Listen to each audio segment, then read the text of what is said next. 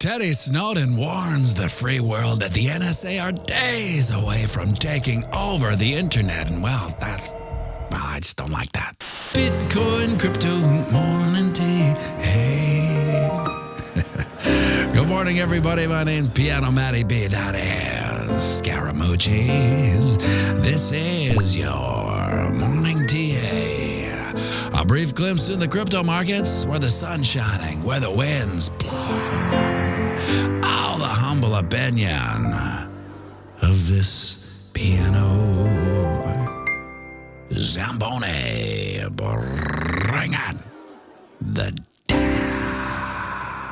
The FOMO index has inched up to Siggity 7 from yesterday's Siggity 5. Bitcoin dominance is 54.1%. 24-hour volume is 93 billion. The overall market cap 2.3 give or take 100 million.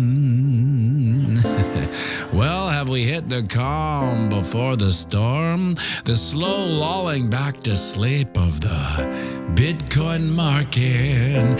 Yesterday, the bulls managed to fight back and protect the low end of this range, finding a bottom in a bounce at Siggity 1.7, and then college tried to rally, peaking out at 64.6, and has feathered back down to a time of production, Siggity 3.4, placing us back inside our channel of descension and below all three moving averages. My market gumshoe observations are telling me to expect a retest of this channel support way down at Siggity 2.5, but keep your papers on, closing some higher lows to tell us the downward trend may be over, and hopefully these higher lows can retest resistance and our channel of eternal monotony. Support now acting as resistance up at 66.2. That is my barometer of bullish prowess. But and I say if we can get to and above that level, we'll likely see continued bearish action, perhaps to our bear flag playout of 58.7, but being underneath all three moving averages, well, it's bullish historically. It's where we see the trend reverse, where the system resets and the bulls come back. My knees and elbow trade I would set up would be to wait for a retest of this channel of descension support and enter at the knees, which would be at 63.7, then hopefully catch the pump up, getting out at the shoulders at Siggity 5.7. It's a cute little scalp, but it's all a disciplined trader can do in this rangy minutia. Alas, the trade is contingent on the setup of a resistance bounce. If that doesn't happen, well, all bets are off, and I'd wait for the next bus to come along. Now over on the ding dong, you can see we managed to carve out a cute little hammer candle, a candle that can signal continued bullish momentum moving forward. I particularly like to see this after a bearish engulfing candle, as it does represent to us market gumshoes that the bulls have picked up the ball again. However, I won't be overly bullish until we get back to and over the 38.2% fib up at Siggity 5.9. Another potential knees and elbow scalp I see is right here above the 38.2% fib, 66.4 the knees, and exit at Siggity 8.4 the shoulders. However, it's the humble opinion of this piano that being at these levels and holding as the rocket ship goes up is the best practice. There's an eerie similarity between the low 60s price and September's high 20s price. The long, sleepy lull before the breakout, and whether it dips down to the 50s and comes back. Once the breakout does come, and it will, you won't care if you picked it up at 65 or 55. You'll just be happy you got in as the rocket ship goes to the moon. Would you look at that, my friends? The sun's up. It's another beautiful day here on planet Earth, a day none of us are guaranteed, yet we're lucky enough to have anyway, so get out there and knock 'em dead. And remember, we're playing the same game as our psychopathic elected elites. And that's right, it's the long game. So zoom out and have a fantastic day. And we'll be going live right away, so grab yourself a coffee. Join me for a quick one, and by all means, sing it with me now. Or on the banks of boom to spang, Bitcoin, crypto, morning tea. Hey, whoa. Cha-cha-cha-ching.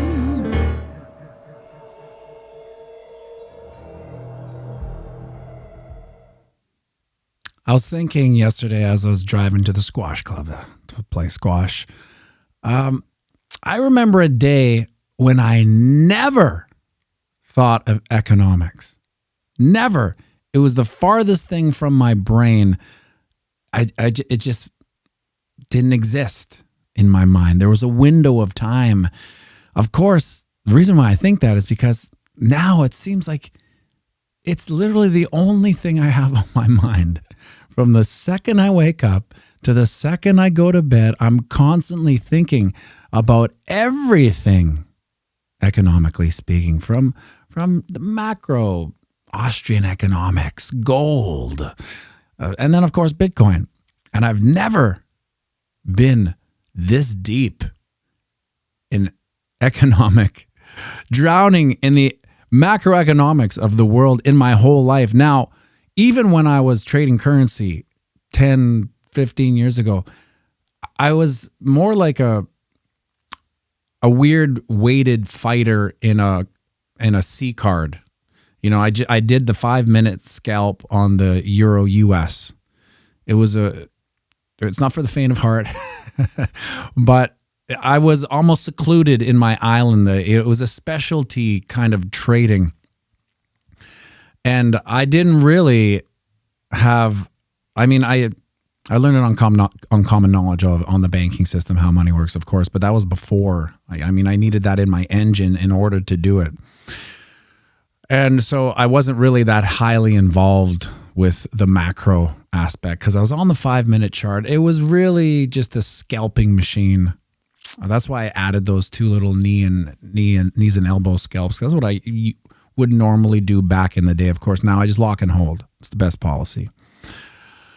And hey, Fish, new job. Congrats. What are you doing at your new job? And what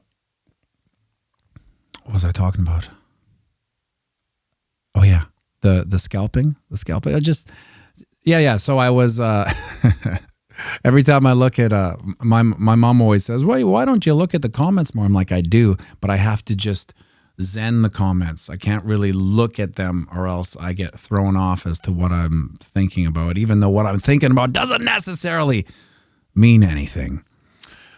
But yes, the scalping on the 5-minute chart in the Euro US, I didn't need to know the big macro aspect because it's a 5-minute chart. It's going up and down. It's basically constantly in a tight range. Even when it's going up, it's still relatively in a tight range. So I didn't really need to know the macros.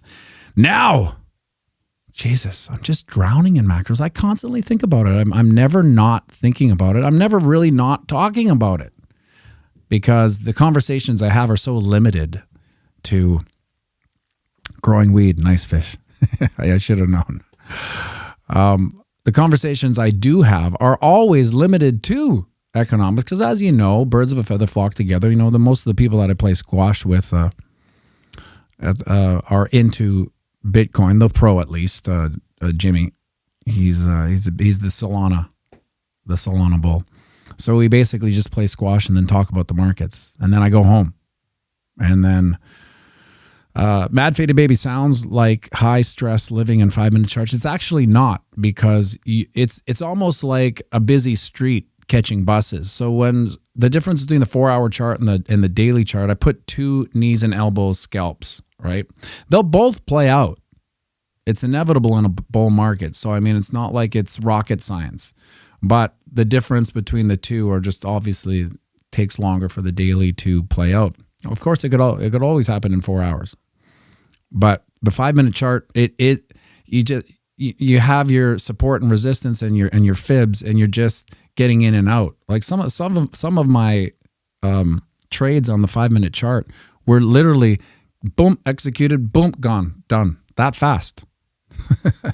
Because you're just setting the limit order and the take profit, and of course the stop losses. That's the big key. Looks like we didn't get that bounce from 62.5. We'll get to that in 1 second.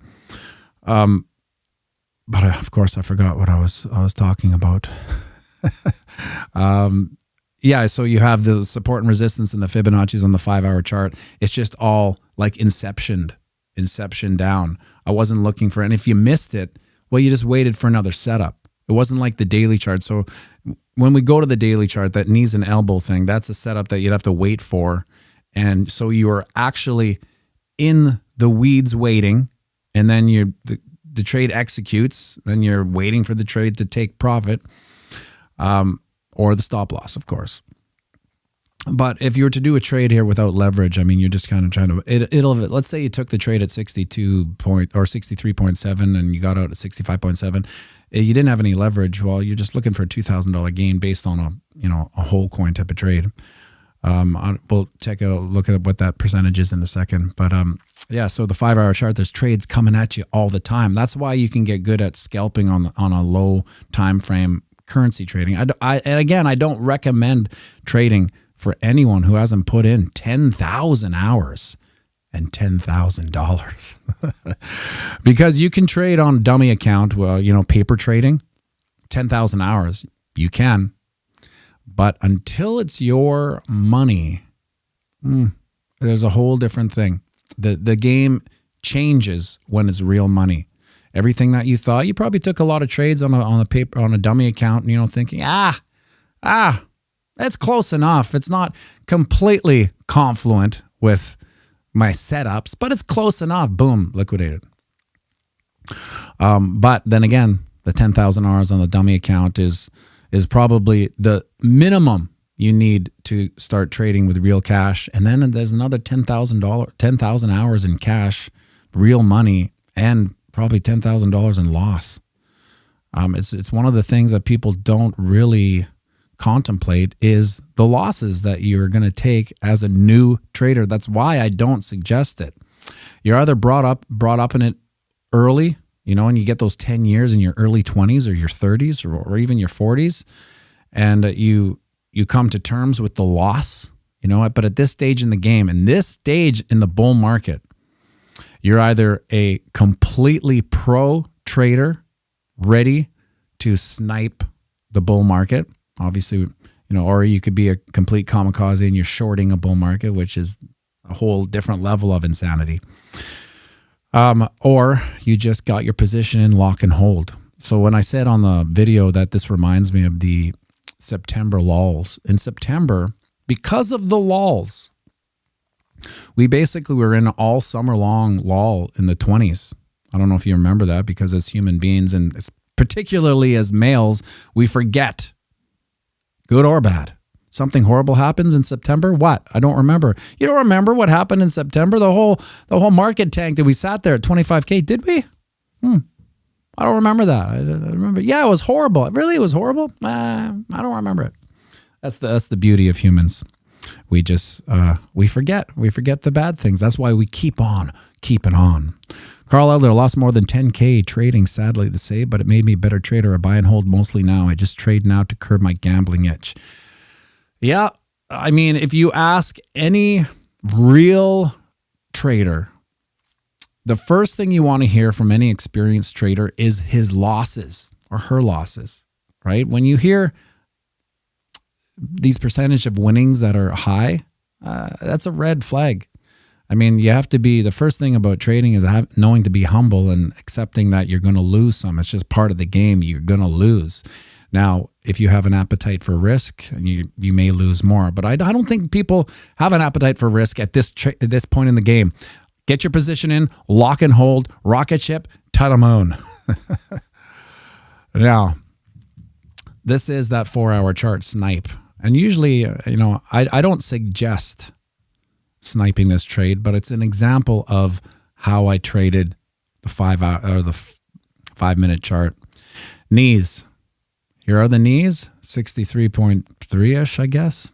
Maybe about 63.7. This is contingent on this bounce here, remember? And just because we didn't hit this line and bounce off, this line is just almost arbitrary. It's an average of what support is. So it can come down here and still bounce up. And when it does bounce up, you would have your limit at, let's say, 63.2. And then you would want to get out at the elbows. Now, pianomattyb, you're leaving all this money on the table. That's okay. That's okay. You're out of the trade and you plan the next one, right? So let's say we didn't have the elbow out. So you got in at 63.2. It goes up to the elbows at, let's go 65.2. And you go, you know what? I'm going to move my take profit up to this resistance up at 66.2. Yeah, I make another $1,000. Maybe I'll do that. Okay, that's a decent choice. But now you're still in the trade. You had the trade locked. You had the win. You had the money in the account. Now, what's probably going to happen is that you'll see a bounce off resistance. Bounce off resistance, and then it may come back down here, and then it may go down even more. You're in the weeds again on this trade. So my whole objective was to get in and out and put the win up and put the money in the account. That's it. Now, this is where the fear and greed comes in, because if you're like, well, it's only $2,000, not big. What is the percentage? It's 100, 200, 2,000, 10,000, right? 63.2, 65.2. It's just 3%. That's nothing. It's a 3% swing. Now, leveraged, it's different. And whole coined, it's different. If it's real 60 to 62, it's $2,000 that you put in your bank right there. If that's not enough, I don't know. Maybe you might have a gambling problem. And that's why that snipe would trade. Knees and elbows, in and out. You get rid of fear and greed. Does anybody know who this guy is? I wish I had some prizes to send it besides the free spin at the free spin machine at the back of the casino, right by the bathrooms and the storage room. Does anybody know where this graphic is from? I'll wait. Does anybody know where this graphic is from? I have a feeling Jen Friesen knows. If anybody does, it's her. Oh, Sneaky Pete. I was just about to get into Sneaky Pete. That's right. It's from Operation. We used to play Operation. Now it's coming in. Troy, just a little late on the game. Troy N, French Toaster, Mad Faded Baby, Max Power, Derek Porter, Pablo Choco, Terry Crow, BC Elf. Now, a lot of Canadians in there. Now, I know it's not a Canadian game, for sure. But I used to play it all the time and hate it. It's like, I think there's something wrong with this thing. It's not like I had any shaky hands back then, but that's all we did, that and Monopoly. The Ding Dong. The bigger trade. So if we were to take a look at this scalp, which, again, highly don't recommend, the 38.2% fib. Now, what we would want to do is get above it to the knees. 66.7. Ride the pump up to the elbows. You can see I'm within the triangle of neutrality, right? This is where the stomach of the gains are. After this, we're now in the fringe, and the risk and the probability of it going sideways gets exponential. And that's another 2,000 banger right there. if you're on there, or 3%, I suppose. Is it?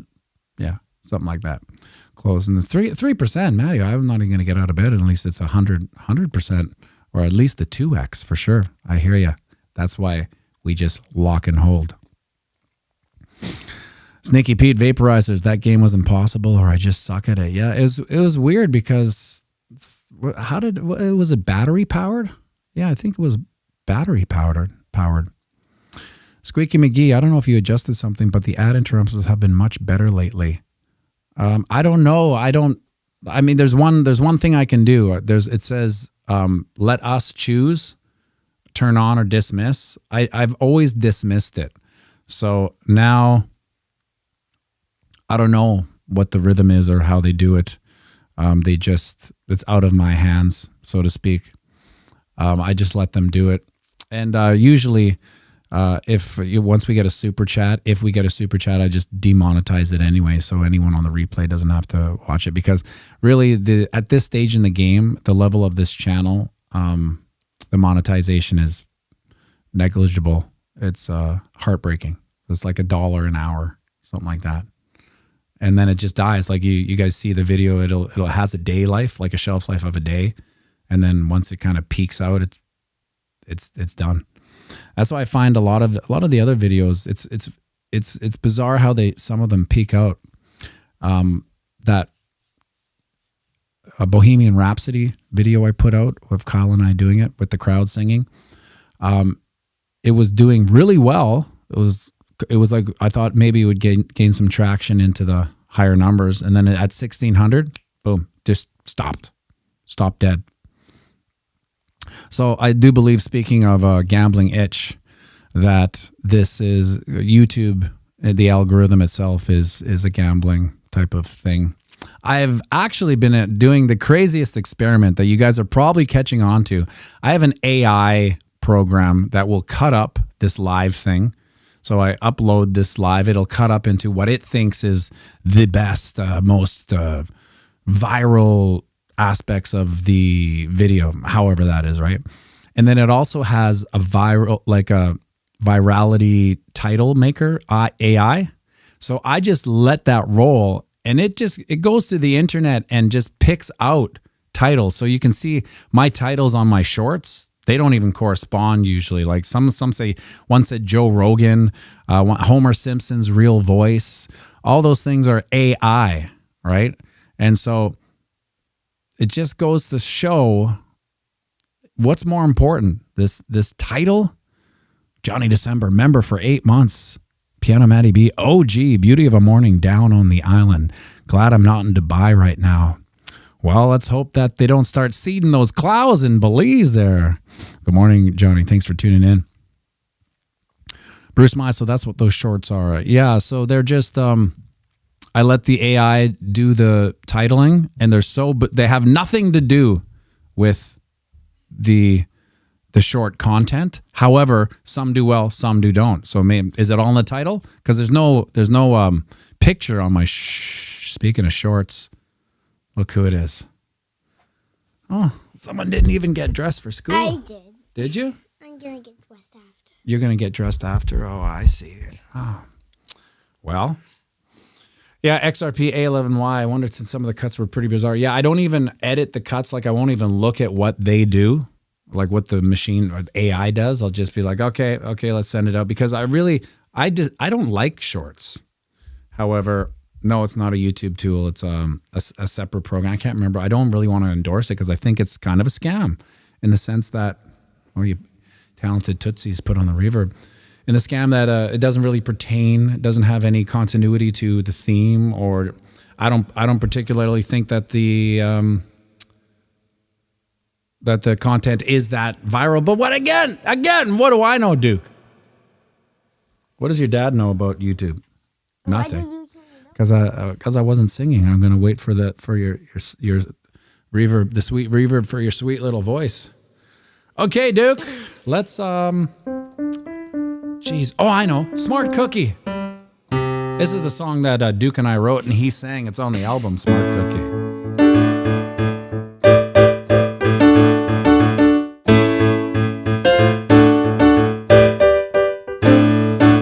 I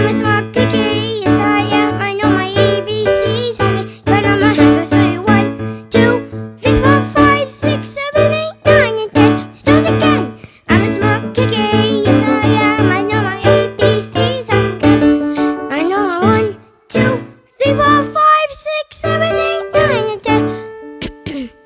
Well, don't forget to be kind. Just as important as being smart, like being smart in the heart. Be kind. Just as important as being smart, being smart in the heart. I said I'm a smart cookie. Yes, I am. I know my ABCs. I can clap my hands. I'll show you 1, 2, 3, 4, 5, 6, 7, 8, 9, and 10. Smart cookie, so I'm a smart cookie. Yes, I am. I'm a smart cookie. Yes, I am. Oh, smart cookie, smart cookie, smart cookie, smart cookie. I'm a smart cookie, smart cookie, smart cookie, smart cookie. I'm a smart cookie.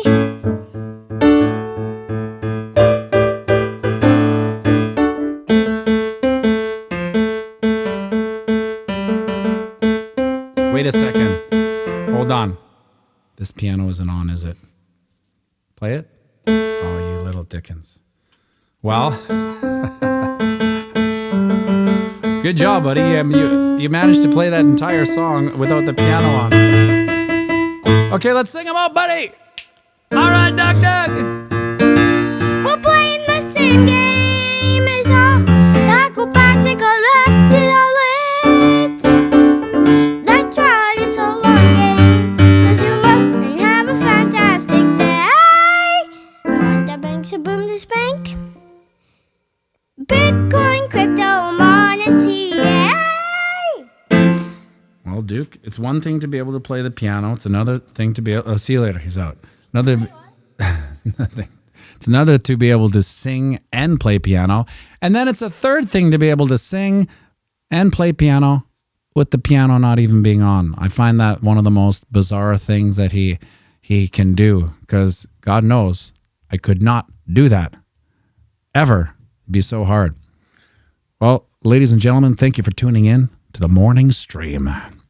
Hope you guys have a wonderful day. Thank you for the likes. Thank you for the shares. Share it with that one person. Jen, who's that one person that you know that you could share this video to that was like, Jen, do you know anything about Bitcoin? She's like, wow, I think I do. I think there's this guy in Winnipeg, the piano bar. Yeah, I think he does something with Bitcoin. I'm not sure. Anyway, maybe check out his videos for that lovely share. Thank you very much, everybody. Have a great day. Make sure you like and subscribe and share this video with someone